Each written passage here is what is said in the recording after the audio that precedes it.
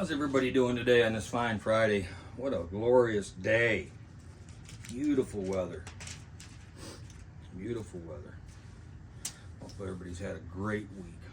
Hope everybody's had an awesome time. And the work and the words and the actions that you did this week were for the glory of God. And I pray that your family has come through. We have John 6 to read here. A little bit of a longer one, but we'll get through it right quick. After this, Jesus went to the other side of the Sea of Galilee, which is the Sea of Tiberias, and a multitude followed him because they saw the signs which he did on those who were diseased. Jesus went up, get down. Jesus went up on the mountain and there sat down with his disciples.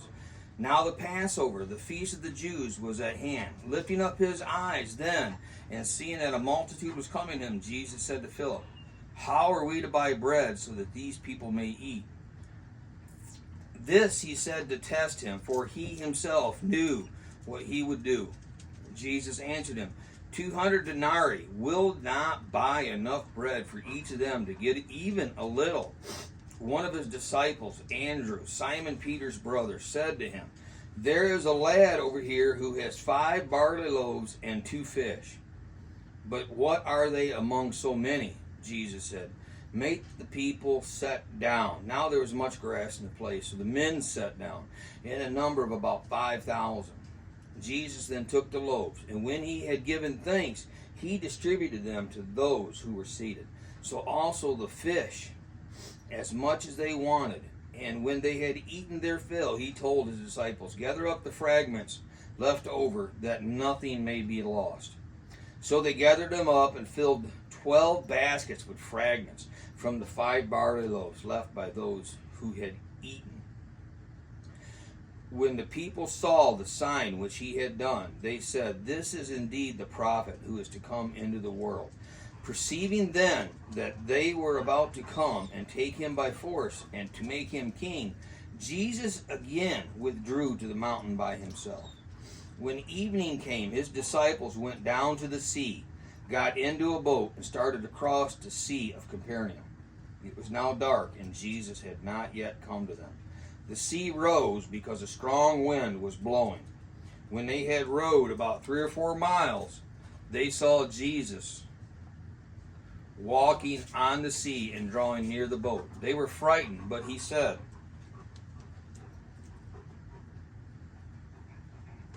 "It is I, do not be afraid." Then they were glad to take him into the boat, and immediately the boat was at the land which they were going. On the next day, the people who remained on the other side of the sea saw that there had been only one boat there, and that Jesus had not entered the boat with his disciples, but that his disciples had now gone away alone. However, boats from Tiberias came near the place where they ate the bread after the Lord had given thanks. So when the people saw that Jesus was not there, nor his disciples, they themselves went into the boats and went to Capernaum, seeking Jesus. When they found him on the other side of the sea, they said to him, "Rabbi, when did you come here?" Jesus answered them, "Truly, truly, I say to you, you seek me not because you saw signs, but because you ate your fill of the loaves. Do not labor for the food which perishes, but for the food which endures to eternal life, which the Son of Man will give to you. For on him has God the Father set his seal." Then they said to him, "What must we do to be doing the works of God?" Jesus answered them, "This is the work of God, that you believe in him who he has sent." So they said to him, "Then what sign do you do, that we may see and believe you? What work do you perform? Our fathers ate the manna in the wilderness, as it is written, he gave them bread from heaven to eat." Jesus said to them, "Truly, truly, I say to you, it was not Moses who gave you the bread from heaven. My Father gives you the true bread from heaven. For the bread of God is that which comes down from heaven and gives life to the world." They said to him, "Lord, give us this bread always." Jesus said to him, "I am the bread of life. He who comes to me shall not hunger, and he who believes in me shall never thirst. But I said to you that you have seen me, and yet do not believe. All that the Father gives me will come to me, and him who comes to me I will not cast out. For I have come down from heaven, not to do my own will, but the will of him who sent me. And this is the will of him who sent me, and I should lose nothing of all that he has given me, but raise it up on the last day. For this is the will of my Father, that everyone who sees the Son and believes in him should have eternal life, and I will raise him up at the last day. The Jews then murmured at him, because he said, I am the bread which came down from heaven. They said, It is not this Jesus, the son of Joseph, whose father and mother we know. How does he now say, I have come down from heaven? Jesus answered them, Do not murmur among yourselves. No one can come to me unless the Father who sent me draws him, and I will raise him up at the last day. It is written in the prophets that they shall all be taught by God. Everyone who has heard and learned from the Father comes to me. Not that anyone has seen the Father except him who is from God. He has seen the Father. Truly, truly, I say to you, he who believes has eternal life. I am the bread of life. Your fathers ate the manna in the wilderness, and they died. This is the bread which comes down from heaven, that a man may eat of it and not die. I am the living bread which comes down from heaven. If anyone eats of this bread, he will live forever. And the bread which I shall give for the life of the world is my flesh.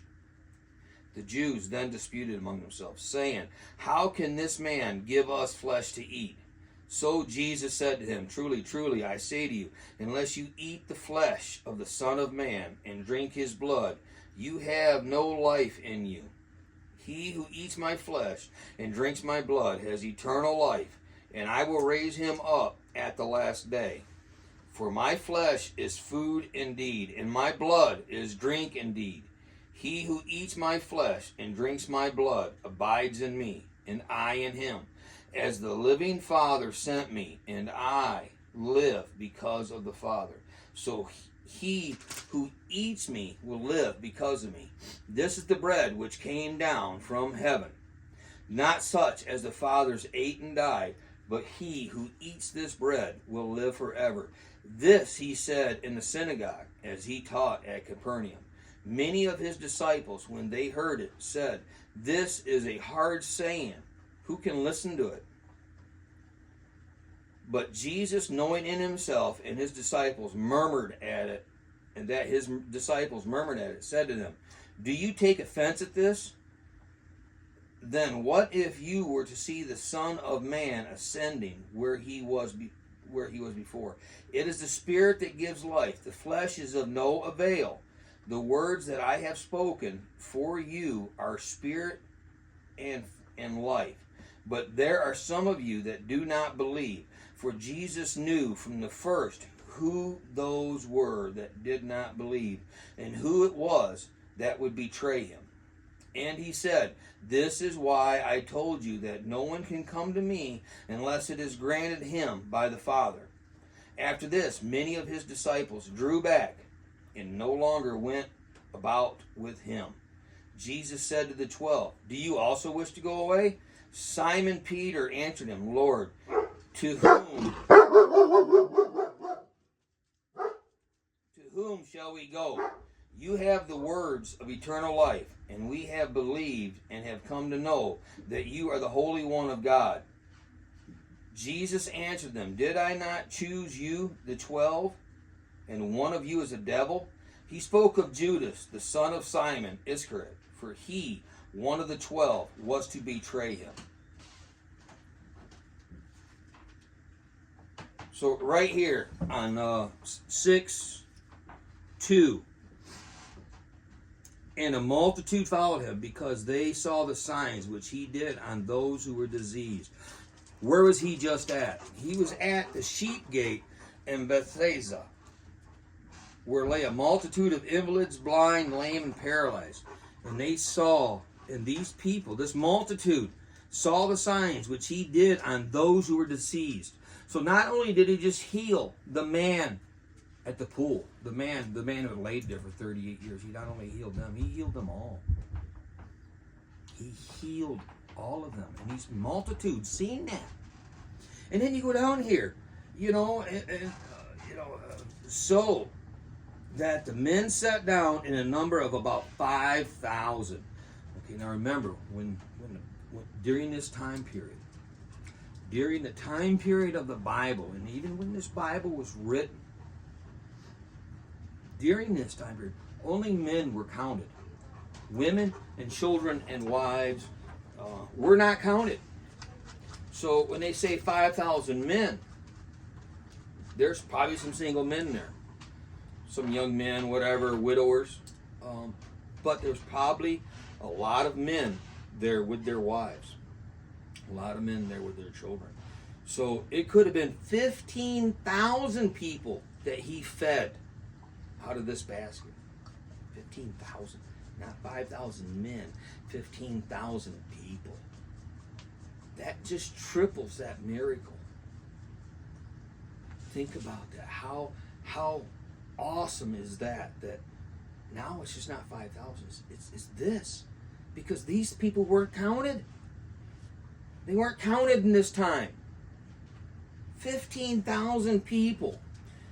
And he gathered up the fragments. And the people seeing that, it filled 12 baskets. He only had 2. He fed maybe 15,000 people with this. And now he's got 12 baskets. Now he sees that this crowd is getting excited, getting anxious, and starting to, come at him. And, they're really, he's concerned that they're just going to storm him and his disciples and try to put him on a throne and make him a king. Now, could he have stopped that with just a mere word? Yes. Even a mere thought, he could have turned that away. But he chose to withdraw peacefully and go sit with his Father. He chose not to confront them, not to change their whatever. He just chose to back away and go spend some time with his Father. Now, his disciples, they wait till the evening and they get in their boat and they're going to go across the sea to Capernaum. And it's dark and the sea is rising and a strong wind was blowing, and this is talking about waves. They're in a boat, maybe a 25-foot boat, rowboat. I mean, they're nothing. There ain't anything big. This is a wooden rowboat with maybe a sail on. And they've rowed about 3 or 4 miles. They're not all the way across. They're maybe in the middle. Whatever. Here's the point. They're out in the middle of the sea. And there's waves crashing. The wind's blowing. The boat's jumping up and down. And what do they see? They see Jesus walking towards them. As calm as can be. It is me. Do not be afraid. So he walks up. He gets into the boat. Immediately they're at shore. They didn't row another 3 or 4 miles. They didn't row another 3 or 4 feet. He got in the boat. They were on the shore. He took them to the land. Boom, clap, bun, over. Think about that. There's a little miracle there. They didn't drown. They're taken right to the shore. And he goes on to talk about, eating of the flesh. And he talks about the wilderness. That when the Jews were in the wilderness and they were lost for 40 years, that, he gave them bread from heaven to eat. God, made sure they ate and made sure they had water. But they were in the desert long enough that the first generation of Jews died away, all but Moses. So all that was left was the children and the second and third generations of the Jews that had left Egypt. And then, they're like, well, give us this bread. And he says, my Father gives you the true bread from heaven, for which the bread of God is that which comes down from heaven and gives life to the world. I am the bread of life. Jesus tells him right there, I am the bread of life. I am giving you life. And he who comes to me shall not hunger, and he who believes in me shall never thirst. He's talking your spiritual. When I talked before about walking in the Spirit and walking of the world, he is feeding your spirit with his word. That's his flesh. That's his bread. He's feeding you with his words, with his power, with his love, with his grace, with his mercy. These are the things that he is feeding your spirit with. And he's teaching you to be a loving, caring, graceful, merciful person so that you may be in heaven with him. This is powerful. And he says, all that the Father gives me will come to me, and him who comes to me I will not cast out. So those that come to him of their own will, those that come to him and are of faith and are learning and are loving and listening and trying to be better men, better people, fathers, husbands, sons, daughters, he will give them eternal life in heaven. We're not talking about eternal life in the wilderness. We're not talking about eternal life. We're talking about eternal life with God. No hunger, no heat, no cold, no pain, no sickness, no hate. Imagine how just awesome that is, just to be there and not have these emotions of hate, these feelings of hate, this feeling of being cold, this feeling of being hungry, this feeling of being thirsty, because you have him and God and the Spirit right there feeding you. Think about how glorious that is. I want you there with me. Every day I pray that my words, my actions will be of God and they will serve the Lord. I do this so that maybe you will get the word. That maybe this will spark something in you and make you more curious to read it. Make you more curious to go to church. Make you want to be saved. And you get towards the end here, and he's telling these people that, hey, this isn't an easy road you're pursuing. This is a narrow road. This is a high, rocky, narrow road with a small, narrow gate at the end. Always take the high road, because when you get there, the view is worth it. The air is thinner, but the view is worth it. And he's telling his disciples, all these people, that if you continue to follow me, this is not going to be an easy walk. To come to me is not easy in a lot of ways. You have to make sacrifices. You have to have understandings. You have to have conversations. You have to submit. You have to confess. You have to be humble. You have to be thankful. You have to be graceful. You have to be merciful. You have to be loving. They turned away. After this, many of his disciples drew back and no longer went about with him. And Jesus said to the 12 that remained, do you also wish to go away? Are you going to quit too? They're like, no. To whom would we go? You have the words of eternal life, and we have believed and have come to know that you are the Holy One of God. You are the Messiah. You are the Son of God. These 12 are like, no, man, we found what we need. We're going to continue on this walk with you. We are going to walk this walk until our job is done. Until we are done serving you. When you don't need us to serve you on this earth, we are with you. And he says, did I not choose you 12, and one of you is the devil? And he spoke of Judas, the son of Simon Iscariot. for he, one of the 12, was to betray him. Jesus picked him. Jesus knew what he was going to do. All the way back here when he's feeding, the day after he's feeding the loaves and fishes, he knew. He knew when he picked Judas, Judas would betray him. He used Judas to finish his story. He used Judas to bring the guards to him. He knew what Judas would do. He also knew Judas would be would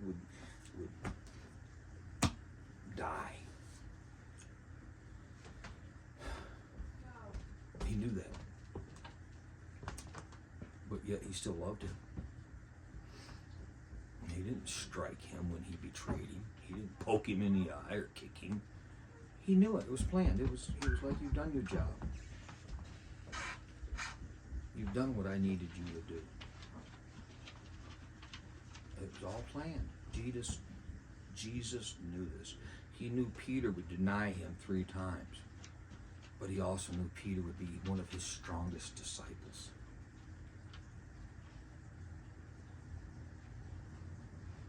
And he loved him. He didn't call him out. He didn't say, you're going to deny me 3 times. So just because you didn't know me, I don't know you. No, he forgave Peter. I feel he forgave Judas. I feel he is that of a loving God and a merciful God that he actually forgave Judas. So I pray for every one of you for this weekend. I will talk to you Monday, Lord willing. I pray for you to spend some time this weekend, some quiet time. Read a chapter. Read this chapter. Read a chapter. Spend some time in it. Love y'all.